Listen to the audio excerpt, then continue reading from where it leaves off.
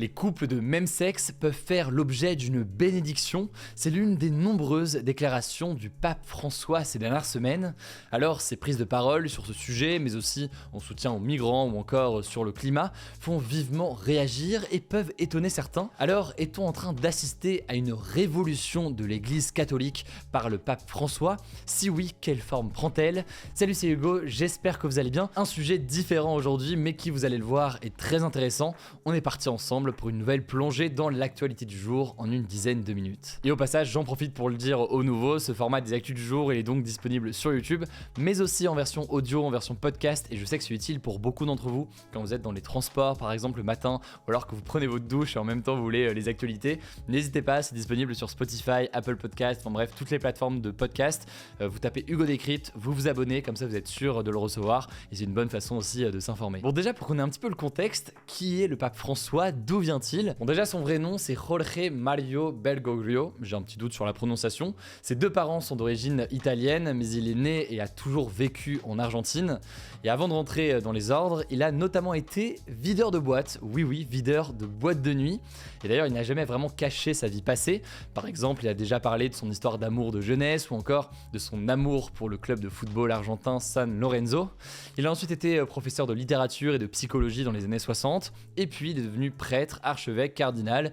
Il a été ensuite nommé pape en 2013 pour prendre la succession de Benoît XVI et devenir donc le chef de l'Église catholique. Et depuis, le moins qu'on puisse dire, c'est que le pape François n'a cessé de bousculer l'Église catholique, et ce notamment autour de trois axes qu'on peut résumer comme ça. Le premier axe de chamboulement important qu'on peut noter, c'est peut-être pas le plus passionnant vu comme ça, mais c'est quand même un des plus importants, c'est des questions de gouvernance et de fonctionnement de l'Église catholique. Le pape François veut notamment une Église davantage démocratique et décentralisée, autrement dit donc où le pouvoir n'est pas concentré sur quelques personnes. Et l'une des révolutions qu'on peut noter, elle concerne ce que l'on appelle la synode des évêques, qui a démarré ce mercredi et qui se réunit tous les 3 à 4 ans depuis des dizaines d'années. Alors la synode des évêques, ça ne parle pas forcément à tout le monde, mais c'est en fait une assemblée consultative qui est composée de 450 membres et qui débattent à huis clos pendant un mois sur de nombreux sujets, et donc typiquement sur des sujets de société comme l'union des couples homosexuels. Et bien là-dessus, le pape François a annoncé que parmi ces 450 membres,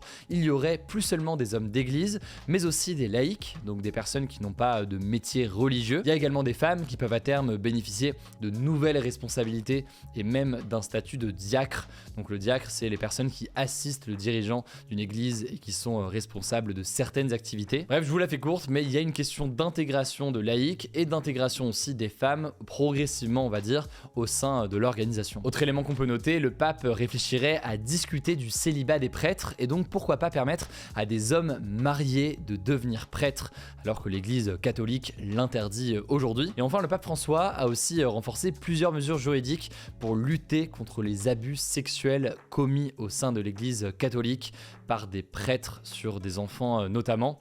Évidemment, c'est un sujet très grave, très important, suite à de nombreuses révélations, de nombreuses affaires aussi en justice au fil des années. C'est le cas en France, mais c'est le cas aussi dans de nombreux pays du monde entier. Bon, deuxième changement qu'on peut noter, au-delà de ces questions d'organisation, c'est des prises de position sur de nombreux sujets de société. En effet, 3 mois à peine après son élection en 2013, le pape François répondait à une question sur l'homosexualité en déclarant, je cite, « Si une personne est gay et cherche le Seigneur, qui suis-je pour la juger ?» Une prise de position assez inédite qu'il a continué ensuite à défendre jusqu'à très récemment, comme je vous le disais donc en début d'actu. Il a récemment évoqué la possibilité d'une bénédiction des couples de même sexe. Bref, le pape François souhaite accueillir un large éventail de personnes au sein de l'Église, notamment donc des couples de même sexe. Alors après, une fois qu'on a dit ça, pour nuancer, il dit tout de même que l'homosexualité est un péché, une position que l'Église catholique adopte depuis très longtemps, et surtout que la bénédiction dont il parle pour les couples de même sexe ne doit pas s'apparenter au mariage. Autrement dit, il reste opposé au mariage entre couples de même sexe. Et de la même façon, sur les questions de société, typiquement sur le sujet de l'avortement, le pape a dénoncé fin septembre, je cite, un faux droit au progrès qui est en fait une régression. des positions finalement assez traditionnelles, si on peut dire ça comme ça, chez les papes et au sein de l'église catholique. Bon, mais très rapidement, on peut aussi citer le fait que le pape s'exprime régulièrement en ce moment sur la situation des migrants. C'est encore revenu lors de son passage à Marseille il y a quelques jours. Il soutient un accueil inconditionnel et une aide apportée aux migrants qui sont en danger. Enfin, et après on aura fini là-dessus, le pape François prend position aussi sur l'écologie. En 2015 déjà, il consacrait pour la première fois ce que l'on appelle une encyclique. Donc c'est une lettre destinée aux évêques à ce sujet. Et d'ailleurs, ce mercredi, il a réitéré en publiant une lettre sur ce thème, qui est par la même occasion d'ailleurs une charge contre les climato-sceptiques, donc les personnes qui doutent qu'il y a un impact de l'homme sur le changement climatique.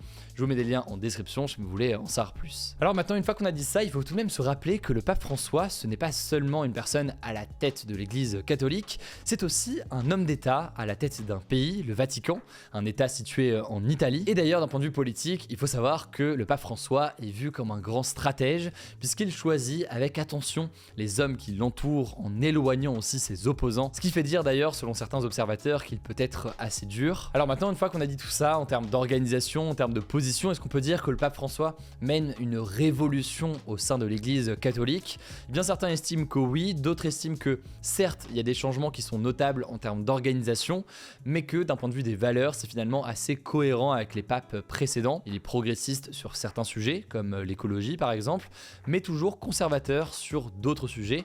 On l'a dit typiquement sur le sujet de l'avortement. En tout cas, ce qui est sûr, c'est qu'au sein de l'église catholique, ces prises de position font énormément débat et sont beaucoup discutées. Ça me semblait donc intéressant, et y compris quelques jours après le passage du pape François à Marseille, de faire un petit point donc sur son positionnement sur tous ces sujets-là. En effet, c'est évidemment une personnalité, une personne qui a une influence importante. N'hésitez pas en tout cas à me dire dans les commentaires sur YouTube de ce que vous pensez de ce genre de sujet pour varier un petit peu au fil des jours. Je vous laisse avec Léa pour les actualités en bref et je reviens juste après. Merci Hugo et bonjour à tous. Première actu, les soldats français vont amorcer leur retrait du Niger, un pays d'Afrique de l'Ouest, dans la semaine. En fait, début août, les militaires qui ont pris le pouvoir par la force fin juillet et dont la France ne reconnaît pas la légitimité avaient qualifié d'illégale la présence des soldats français déployés au Niger dans le cadre de la lutte contre les djihadistes au Sahel. Ces dernières semaines, plusieurs manifestations demandaient leur départ et fin septembre, Emmanuel Macron avait finalement annoncé que les 1500 soldats français présents dans le pays partiraient progressivement d'ici à la fin de l'année. Deuxième actu, pour lutter contre les punaises de lit, il y aura un grand nettoyage de printemps avant les Jeux Olympiques de Paris de 2024, c'est ce qu'a annoncé le ministre délégué chargé des Transports Clément Beaune ce mercredi sur France 5. Alors concrètement, les transports publics, notamment en Île-de-France, seront traités et nettoyés encore plus que d'habitude pour s'assurer de l'absence de punaises de lit. Le ministre a expliqué vouloir éviter qu'il y ait de la mauvaise publicité qui pourrait gâcher les JO, alors que les médias étrangers relaient ce problème depuis plusieurs jours. Troisième actu, des images montrant des pratiques violentes et illégales dans un élevage intensif de cochons de la Marne ont été dévoilées par l'association de défense des animaux L214. Ces images ont été tournées entre mai et septembre 2023. On y voit des porcelets castrés à vif ou dont la queue est coupée sans anesthésie ni médicaments pour atténuer leur douleur, ce qui est interdit en France. La vidéo montre aussi que les porcelets les plus faibles, donc les moins rentables, sont tués la tête fracassée au sol. Leurs cadavres sont parfois dévorés par des chats. L'association L214 a donc porté plainte ce mercredi pour sévices graves et mauvais traitements sur animaux. Quatrième actu, la température moyenne dans le monde depuis janvier 2023 est 1,4 degré plus chaude qu'à l'ère pré-industrielle, donc entre 1850 et 1900. C'est ce qu'a annoncé ce jeudi le service sur le changement climatique de l'Observatoire Copernicus. Concrètement, ça veut donc dire qu'on se rapproche de plus en plus de la limite fixée par l'accord de Paris, qui vise à limiter l'augmentation de la température à 1,5 degré au-dessus des niveaux pré-industriels. D'ailleurs, toujours selon l'Observatoire, septembre 2023 a été, je cite, le mois de septembre le plus chaud jamais enregistré au niveau mondial, battant le record précédent de 2020 avec une marge extraordinaire. Cinquième actu, à Taïwan, une île au large de la Chine, le typhon Koinu, qui touche le pays depuis ce jeudi, a provoqué les rafales les plus puissantes jamais enregistrées sur Terre. Selon les services météo du territoire, les rafales de vent ont atteint plus de 340 km/h. Pour le moment, la catastrophe a fait de nombreux dégâts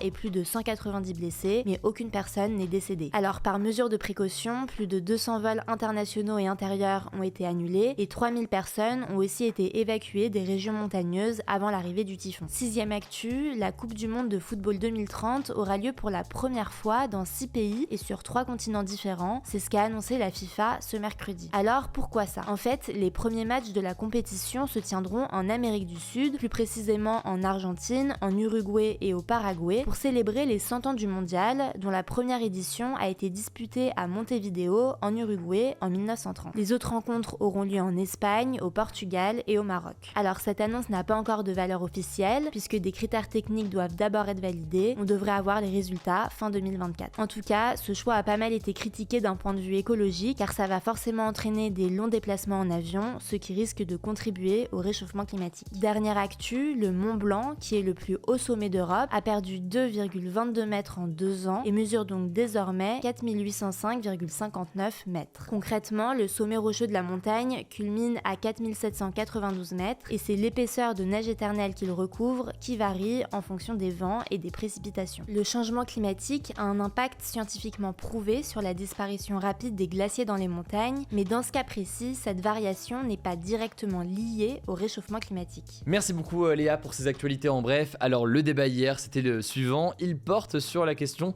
d'un Instagram payant. Est-ce que vous seriez prêt à payer pour accéder à un réseau comme Instagram sans publicité? Vous êtes une immense majorité à avoir dit non. Quant au débat aujourd'hui, c'est le suivant. Le gouvernement fait-il suffisamment pour lutter contre la maltraitance animale? Et ça se passe donc pour le sondage dans l'onglet communauté. Je le disais donc, pour suivre ce format en version audio, en version podcast audio, ça se passe sur Spotify, Apple Podcasts, Deezer, bref, toutes les plateformes de streaming.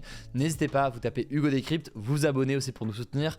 N'hésitez pas aussi, pourquoi pas, à mettre 5 étoiles, jamais c'est pas encore le cas. Et ça vous permettra de vous informer le matin, typiquement dans les transports. Prenez soin de vous, prenez soin de nos proches. Et puis je vous dis à demain du coup pour une nouvelle vidéo.